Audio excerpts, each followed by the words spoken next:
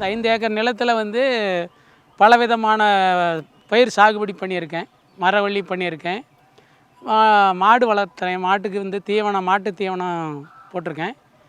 மாட்டு தீவனம்லாம் இந்த கேவிகே சந்தியூர் கேவிகேவினுடைய அறிவுரைப்படி அந்த அந்த அந்த தீவனம் கொடுத்தாங்க. அதை கொண்டாந்து பயிர் பண்ணிக்கிட்டு இருக்கேன். 15 வருஷத்துக்கு முன்னாடி வந்து இந்த கேவிகே மூலிமா இந்த மாதிரி பழ சாகுபடியெல்லாம் பண்ணால் வந்து நமக்கு வந்து இந்த வறட்சி காலத்தில் கூட நமக்கு அதிக லாபம் கிடைக்கும் அப்படிங்கிறதாக சொன்னாங்க. சரி, லாபம் கிடைக்குமே அதனால் அப்படின்ட்டு நான் வந்து ஃபஸ்ட்டு வந்து கொய்யா தான் வாங்கினேன்.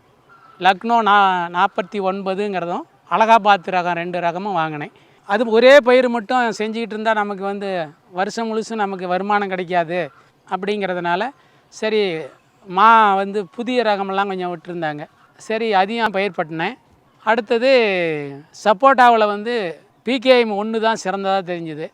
ஒரு சரி கொஞ்சம் மாற்று இதுக்கும் கொஞ்சம் இருக்கணும். ஏன்னா ஒரே பயிரை கிராப் பண்ணிகிட்டு இருந்தால் அதனால் வந்து கொஞ்சம் டிஃப்ரெண்ட் பயிர் ஒன்றுக்கு கொஞ்சம் இது இருந்தால் தான் வந்து அதனுடைய ஈல்டு நல்லாயிருக்கும் அப்படிங்கிறதுனால கோ 1 வச்சுருக்கேன். அப்புறம் கோ 2வும் கொஞ்சம் வச்சுருக்கேன்.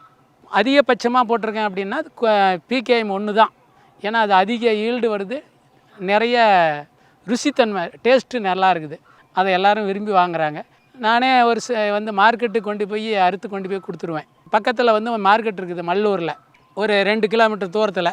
ஈல்டு அதிகமாக வரும்போது மார்க்கெட்டு வந்து கொஞ்சம் இழுப்பு கம்மியாக இருந்தால் அப்போ வந்து இந்த ஒசூர் வந்து இந்த ஜூஸ் ஃபேக்ட்ரிக்கு வந்து வாங்கிட்டு போவாங்க. இப்போ ஒரு 4-5 வருஷமாக கொஞ்சம் எல்லாம் கொஞ்சம் வறட்சி அதிகமாக போயும் நிறைய எல்லோரும் கொஞ்சம் பயிர் ஒரே பயிரையே திரும்ப எல்லோரும் அதிகம் பண்ணினதுனால கொஞ்சம் மார்க்கெட்டு டவுன் ஆகிடுச்சு. டவுன் ஆனதுனால ஜூஸ் ஃபேக்ட்ரிக்கு வந்து கொஞ்சம் விலை குறைவாக கொடுத்தோம். வறட்சி காலத்தில் வந்து இப்போ மஞ்சள், நெல் இந்த மாதிரி நீர் வள பயிர் வந்து என்ன வந்து தண்ணி போதாத காரணத்தினால இந்த சேலம் மாவட்டம், தருமபுரி டிஸ்ட்ரிக்ட்லாம் வந்து வறட்சி பகுதிங்கிறதுனால மழை காலத்தில் மட்டும்தான் வந்து இதை சாகுபடி பண்ண முடியும். மஞ்சள், நெல் இந்த மாதிரி. அதனால் இது வந்து எப்போ இருந்தாலும் ஏதோ மழையை நம்பி நம்ம பயிர் பண்ணலாம். ஏதோ ஆண்டுக்கு வந்து ஏதோ ஒரு ஏக்கர் இருந்ததுன்னா ஒரு 50,000 ரூபா ஏறத்தாழ நிகர லாபம் கிடைக்கிற அளவுக்கு நமக்கு சோர்ஸஸ் இருக்குது. அதனால் நான் ஒரு MA படிச்சிருக்கேன், MA பட்டதாரி. இருந்தாலும் வந்து நான் வேறு வேலைக்கு போகலை. என்ன காரணம் அப்படின்னா அப்போ வந்து நீர்வளம் இருந்தது. அதனால் சரி விவசாயத்திலேயே நாம் அந்த வருமானத்தை எடுப்போம் அப்படிங்கிற காரணத்துக்காக இப்போ விவசாயத்தை சாகுபடி பண்ணிகிட்ருக்கேன். இப்போ இந்த பழ ரகத்தில் வந்து அதிக மகசூல் எடுக்கணும்னா ஒரு சில நுணுக்கங்கள்லாம் செய்யணுங்க, தொழில் நுணுக்கம் செய்யணும். இப்போ கொய்யா இருக்குதுன்னா அதை வந்து கவாத் பண்ணணும். அந்த ஏறத்தாழ வந்து ஜனவரி, பிப்ரவரியில் வந்து அந்த கவாத் பண்ணுவோம். கவாத் பண்ண உடனே அது மார்ச், ஏப்ரலில் பூ தோன்றும். அந்த பூ தோன்றும் போது வந்து அந்த கவாத்து பண்ண காரணத்தினால துரிதமாக நல்லா வந்து ஃப்ரெஷ்ஷாக வந்து நிறைய துளிர் நல்ல புது துளிர் வரும், பெரிய துளிராக வரும். அதில் வந்து நிறைய காய் வரும். காயும் வந்து சைஸ் வந்து பெருசாக வரும். இப்போ அந்த கவாத்து பண்ணலை அப்படின்னா காயினுடைய அளவு வந்து அதிகமாக இருக்கிற மாதிரி நமக்கு தோன்றினாலும் வந்து ஈல்டு வந்து கம்பேர் பண்ணும்போது ஈல்டு வந்து அந்த கவாத் பண்ணும்போது கிடைக்கக்கூடிய ஈல்டு அந்த கிடைக்காது. அதே நேரத்தில் இன்னொரு என்னன்னா சைஸ் வந்து சிறியதாக இருக்கிறதுனால மார்க்கெட்டுக்கு வந்து அதிகமாக அதை எடுக்க மாட்டாங்க. சைஸ் பெருசாக இருந்ததுன்னா அதை வந்து மார்க்கெட்டுக்கு வந்து அதிக விலை கொடுத்து வாங்குவாங்க.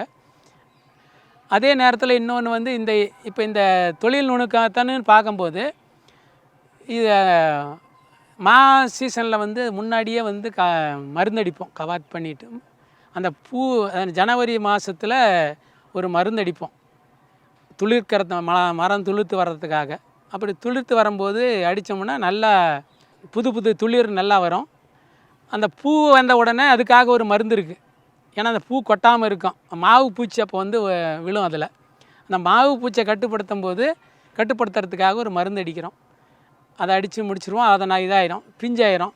ஆனால் இதில் ஒரு பெரிய ஒரு குறைபாடு அப்படின்னா பழம் வர்ற சீசனில் தான் நமக்கு ஒரு பாதிப்பு அதிகம் தோன்றுது. ஏன்னா அந்த சமயத்தில் தான் அந்த பழைய ஈன்னு சொல்லி ஒரு ஈயாகப்பட்டது வந்து அதில் வரும். அந்த பழைய ஈ வரும்போது கட்டுப்படுத்துறதுங்கிறது தான் நமக்கு கொஞ்சம் சிரமமான வேலையாக இருக்கும். அதுக்காக என்ன பண்ணேன், நானும் மருந்து அடிச்சிட்டு பார்த்தேன். அடித்தாலும் ஒரு 10 நாளைக்கு 15 நாளைக்கு வராமல் இருக்கும், மறுபடியும் வந்துடும். சரி இது என்ன பண்ணலான்ட்டு பக்கத்தில் சந்தியூர் கேவிகே இருக்குது, அந்த கேவிகேவுக்கு போனேன். ஐயா இப்போ இதுக்கு இந்த புதுசாக வந்து பழைய ஈயை வந்து இனக்கவர்ச்சி முறையில் ஒரு பொறி தரோம், அதை என்ன வழியிலையும் வாங்கிக்கலாம், நீங்கள் இருந்தாலும் நாங்கள் உங்களுக்கு ஃபஸ்ட்டில் வந்து இலவசமாக தரோம் அப்படின்னு சொல்லி ஒரு இனக்கவர்ச்சி அந்த பொரியை கொடுத்தாங்க. அதை கொண்டாந்து வச்சோம்னா அந்த ஈயை கட்டுப்படுத்திகிட்டு இருக்கேன். அதை எப்படி கட்டுப்படுத்தலாங்கிறத இப்போ நாம் பார்க்கலாம். இதுதான் அந்த பொரி. இந்த பொரியில் வந்து மஞ்சள் நிற இந்த இதில் அடியில் பாருங்கள் ஒரு துவாரம் இருக்கும்.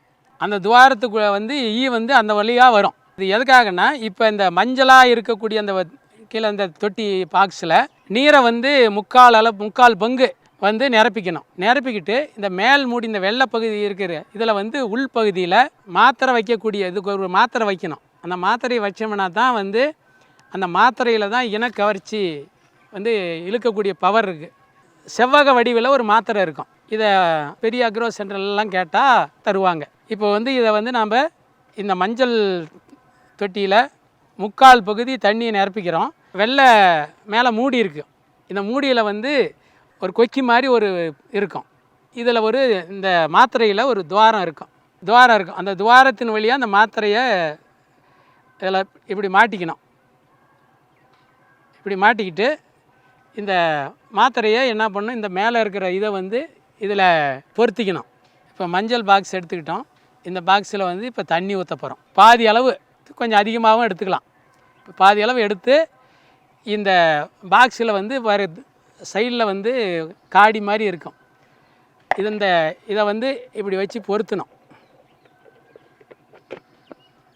இப்படி பொருத்தி இதை மரத்தில் ஒரு மீட்ரு 1.5 மீட்ரு உயரத்தில் இதை மாமரத்தில் பொருத்திடணும். ஏற்கனவே பொருத்திருக்கேன். இப்போ பொருத்திருக்கிற அந்த வந்து அந்த இதை பார்க்கலாம். மரத்தில் பாருங்கள் 1.5 மீட்ரு உயரத்தில் கட்டிருக்கேன். இப்போ ஒரு மாதத்துக்கு முன்னாடி இந்த மாத்திரையை வச்சிட்டோம்னா இதுக்கு 2 மாதம் வந்து அந்த மாத்திரைக்கு வந்து பவர் இருக்குது. 2 மாதம் வரைக்கும் மாற்ற வேண்டியதில்லை. 2 மாதத்துக்கு மேலே அந்த மாத்திரையை மறுபடியும் மாற்றணும். இப்போ இதுக்குள்ளே வந்து நான் ஏற்கனவே வச்சுருக்கேன்.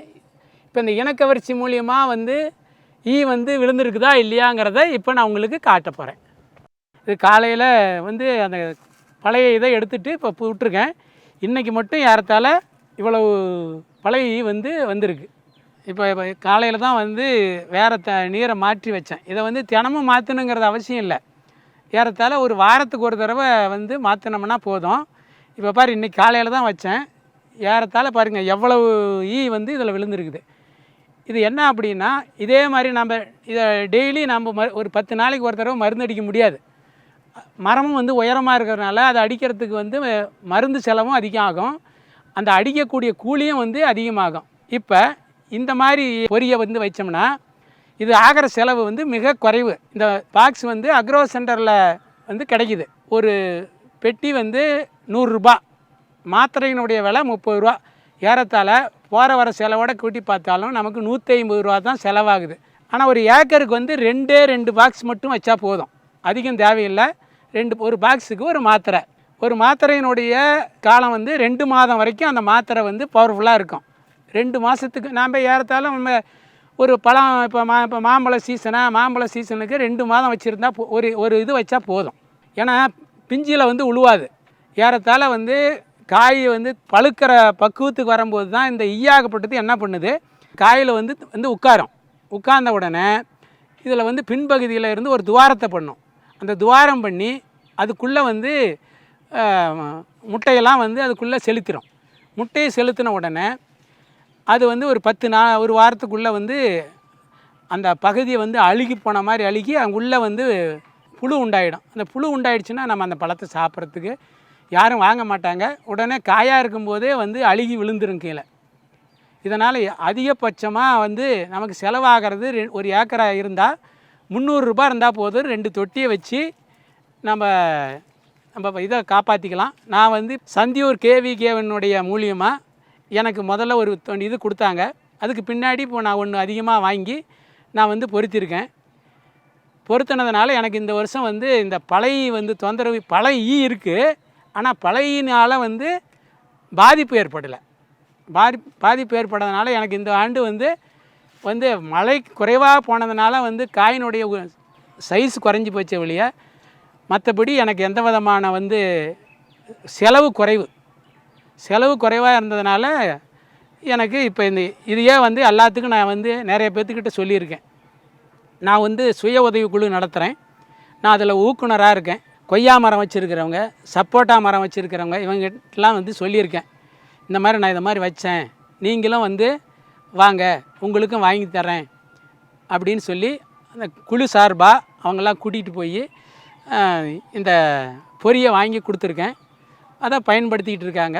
அதனால் நாம் மட்டும் வந்து வாழ்ந்தால் போகாது, நம்மளை சுற்றி இருக்கவங்களும் நல்ல முறையில் வாழணும். அவங்களும் வந்து நல்ல முறையில் வந்து ஏன்னா விவசாயங்கிறது வந்து ஒரு சமயத்தில் வந்து நஷ்டத்தில் போயிடுது. அந்த நஷ்டத்தில் வந்து நஷ்டத்தை தவிர்த்து லாபம் எப்படி சம்பாதிக்கணுங்கிறத தான் நாம் வந்து பார்க்கணும். அப்படி பார்க்கும்போது இந்த மாதிரியெல்லாம் வந்து எல்லாரும் செஞ்சாங்கன்னா அந்த நஷ்டத்தை வந்து சரி கட்டிக்கலாம். இப்போ என்னுடைய அனுபவத்துலேருந்து நான் என்ன சொல்கிறேன் அப்படின்னா, இந்த மாதிரி கருவிகளை எல்லாம் வந்து குறைஞ்ச விலைக்கு வாங்கி அதிக செலவை குறைச்சி இந்த மாதிரி எல்லாம் பயன்படுத்தினா வந்து நிறைய மகசூல் எடுக்கலாம், நல்ல லாபத்தை சம்பாதிக்கலாம். அதனால் நான் மட்டும் இல்லை, எல்லாரும் வந்து இந்த முறையை பயன்படுத்தினாங்கன்னா இந்த மாதிரி பழைய வந்து செலவு குறைச்சி குறுகிய செலவில் அதிக லாபத்தை ஈட்டலாம் அப்படிங்கிறத நான் இதன் மூலம் என்னுடைய அனுபவத்தினிலிருந்து தெரிஞ்சுக்கிட்டதை உங்கள்கிட்ட சொல்கிறேன்.